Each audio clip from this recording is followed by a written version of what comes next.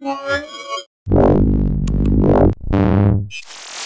I'm Roland with Mobile Geeks right here in Berlin with LG, and what we have right here is the new LG G4c. So this is the more compact version of the new flagship G4, which we have right here. And let's just take a quick tour around the two devices, or mostly around the G4c, but let's take a quick look at the size comparison of the two devices, which tells you that the G4c is much smaller since it's only a 5-inch screen on here, and you have a 5.5-inch screen on the flagship device. Hardware-wise, they're also pretty much different because this is true high-end hardware, or almost super high-end hardware, because we only have the 6-core Snapdragon 808 integrated right here. But let's get back to the G4c. This is a 5-inch smartphone that is positioned much lower than the G4. It doesn't have the same high-end specs, as I said, because it's based on the Snapdragon 410, that's the 1.2 gigahertz quad-core from Qualcomm, including an LTE modem that gives you speeds of up to 150 megabits a second. Other than that, we have a 5-inch screen, 1280 by 720. It's also pretty bright. It's not as bright as the flagship, so I would guess it's around 400 nits on this device.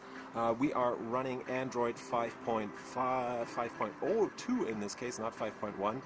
This is an Austrian model, so this is all German in this case. Up here you can see, yep, Android 5.0 Lollipop on here.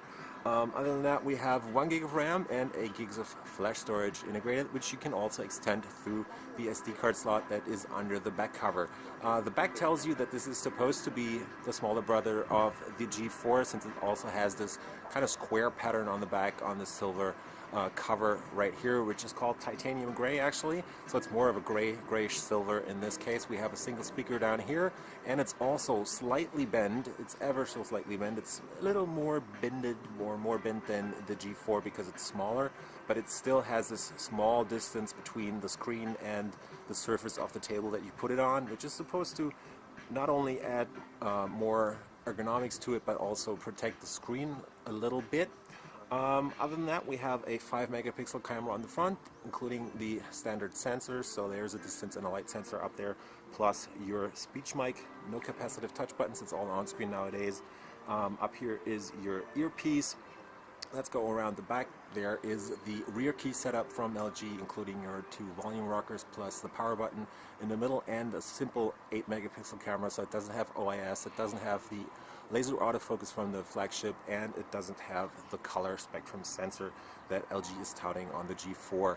Next to that is your single LED flash, and that is pretty much it. Under the cover, which I'm not going to take off, is your micro SD card slot for storage extension, plus the SIM card slot, and a 2540 milliamp hour battery, which should give you a pretty decent runtime on this device, as the Qualcomm Snapdragon 410 is a pretty frugal SoC when it comes to power consumption.